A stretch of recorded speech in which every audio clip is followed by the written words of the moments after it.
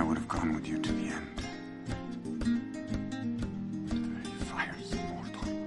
And there will come a soldier who carries a mighty sword. He will tear your city down. Olay, olay, oh Lord. Olay, olay, olay, oh Lord.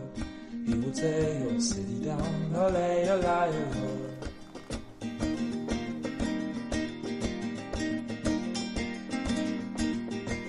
The first thing that we're going to do is some research. And by research, I mean just going through the same books that I have been for a while. And these are Anders Zorn, of course, Sargent. And this is a pre-Raphaelite compilation book that my sister gave me for Christmas. And it's just images, but I love it because there were paintings that I didn't know about before. And then, of course, Richard Schmidt, Alla Prima, which is a wonderful, wonderful book. I highly recommend it always. The second thing that I'm going to do is just sketching. Now I am basing this off this gorgeous photo of my model and my muse, who is Jess Campbell.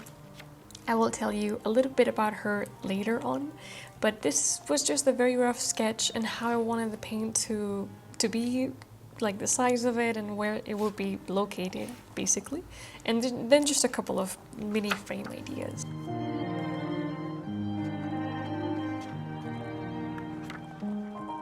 I don't have a very good scanner. This is just the HP. It's a very basic printer, but it also has scanner, so I did it instead of taking a picture. I thought it would look a little bit more neat.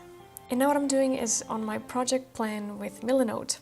This is what I've been using to keep myself organized throughout the entire process, because this took me a month and a half. I tend to be very chaotic in my thoughts and I lose track of a lot of things, so I need to see things. I'm a very visual person and I need to see them written down, or I need to see the image. The next step, it will be creating our mood board. A mood board and inspiration. I'm actually very proud of this mood board. I just love how it turned out. It was exactly what I envisioned when all of these thoughts were in my head, and I want to put them all together. So I called it Mood, Movement and Atmosphere because, well, that is exactly what I wanted to get out of this vision board. And the good thing is that it's easy, super easy to drag whatever you want. It can be a video or a PDF. The scan, for example, of my sketch, it was a PDF, but I dragged it over here. And I also dragged a lot of notes that are very important to me as well. And I'm just dragging the little note icon, typing down the name of the artist and the piece, because I don't want to forget and I don't want to not have credit to all of these people that inspire me. And of course, there's my beautiful model. This is Jess. This is one of her other photographs, which is absolutely beautiful. She's just like a painting herself. Now you don't need to do this, but I also created like a mini mood board for frames, and that is because I've been just dying. I've been dying to get one of these frames that is arch. Obviously they're very expensive because they're custom size, but hopefully maybe one day. If you're doing it with a group, like with a group of artists, you can easily share it with them and they can actually add little notes or drawings and things like that. Now Milanote is available for free, so I'm going to leave the link in the description box below, and I highly recommend it. So if you have a project in mind, I think this will help you a lot.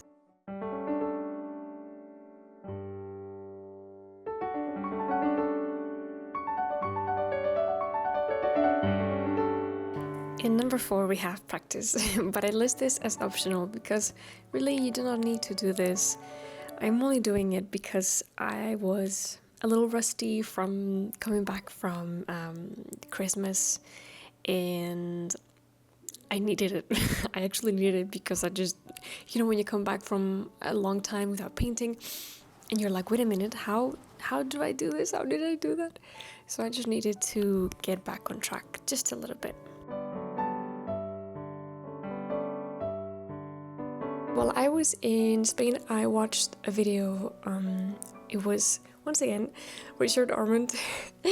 I am so sorry because you must be so tired of listening to me talking about Sargent and Richard Armand, but I am quite obsessed, although I consider that a good obsession, so that is good. And he described this painting that she had liquid eyes, and I thought it was the most beautiful way to talk about this painting.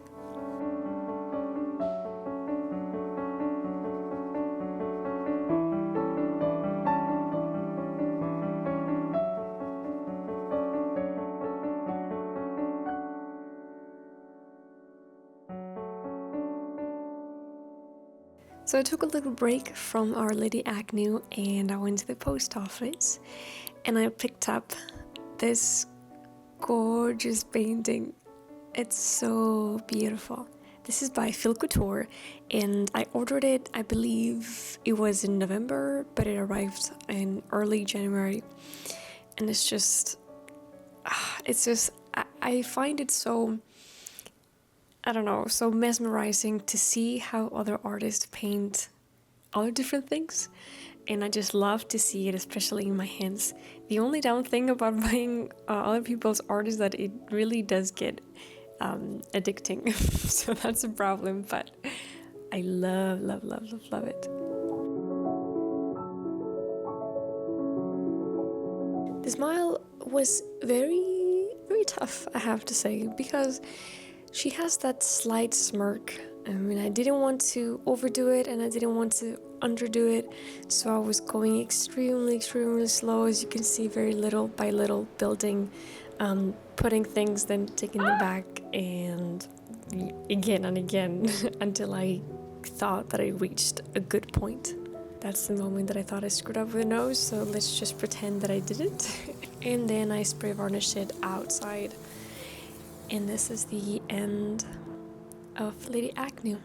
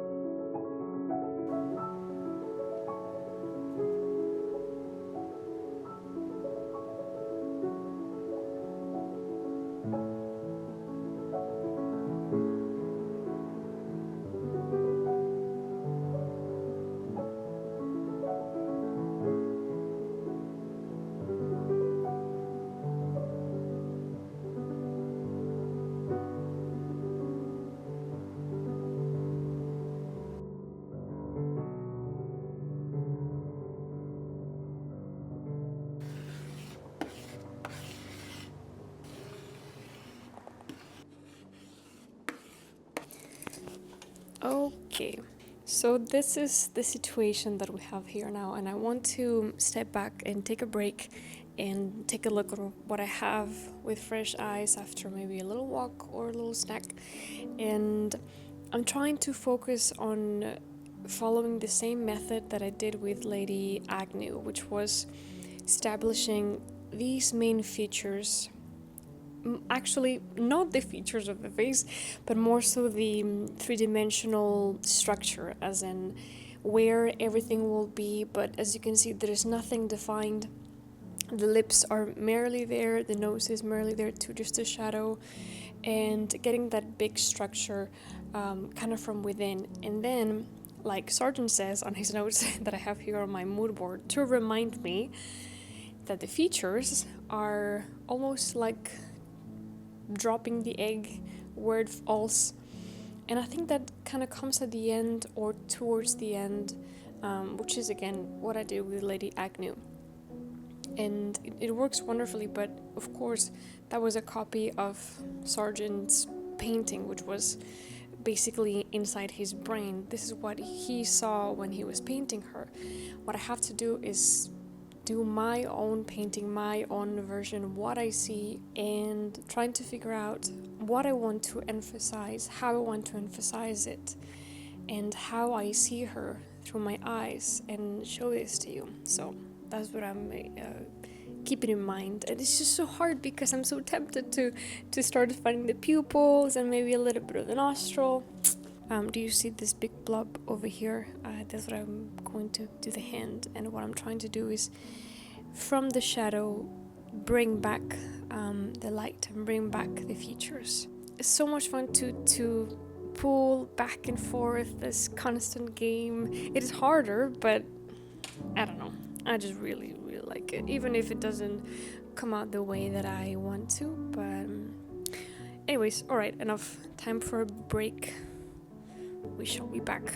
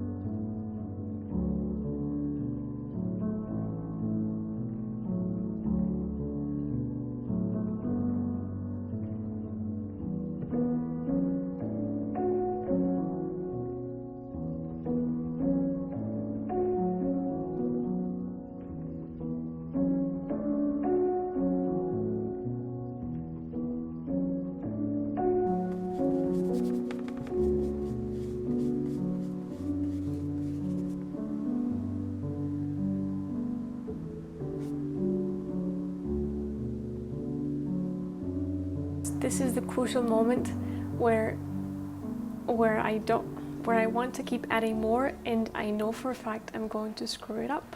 I just know it. I've been here before. But I do like the sense of looseness, a little bit of Sargent-esque. Now I am throwing big words, but that is what I was trying to do. You know, this would be a good moment to go to the art store, get some retouch varnish. Wanna say goodbye to Kashin? Nope.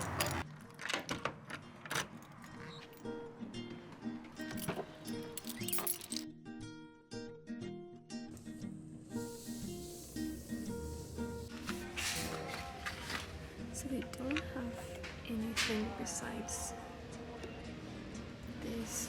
There isn't much, so I'm just going to grab some gamsol that I'm always out of, and it always comes in handy, but that's about it.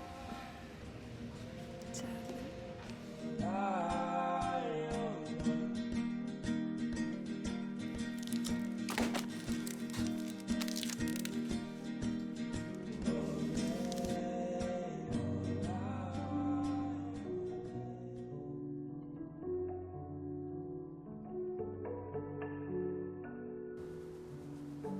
In the end, I ended up changing the left hand because it was looking a little bit too big for her proportion, but that's pretty much what I changed, and then I let it dry.